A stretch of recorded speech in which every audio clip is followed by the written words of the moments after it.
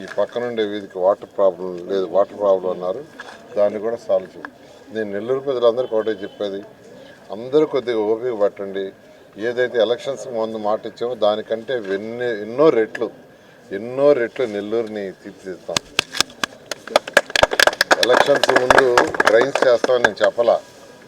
నెల్లూరులో ఉన్న ఉయ్యాల కాలువ కావచ్చు, రామిరెడ్డి కాలువ కావచ్చు, మల్లప్ప కెనాల్ కావచ్చు, ఇట్లా అనేక కెనాల్స్ ఉన్నాయి.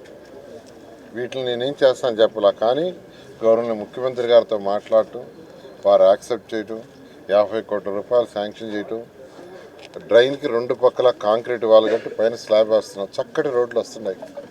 కొన్ని దగ్గర 30 అడుగులు, కొన్ని దగ్గర 20 అడుగులు, కొన్ని దగ్గర ఒక దగ్గర 50 అడుగులు వస్తుంది. కాబట్టి ఇవన్నీ కూడా నేను ఎలక్షన్ చెప్పలేదండి. కానీ నెల్లూరుని నిజమైన స్మార్ట్ సిటీ చేయాలంటే ఇవన్నీ కావాలి. ఆ విధంగా అడుగులు వేస్తున్నాం. ఏదైతే ఇక్కడ మత పెద్దలు చెప్పారో ఇవన్నీ చిన్న పనులు, ఇవన్నీ కూడా మాట చెప్పిన ప్రకారం మార్చి 18 పూర్తి చేయడం జరుగుతుంది.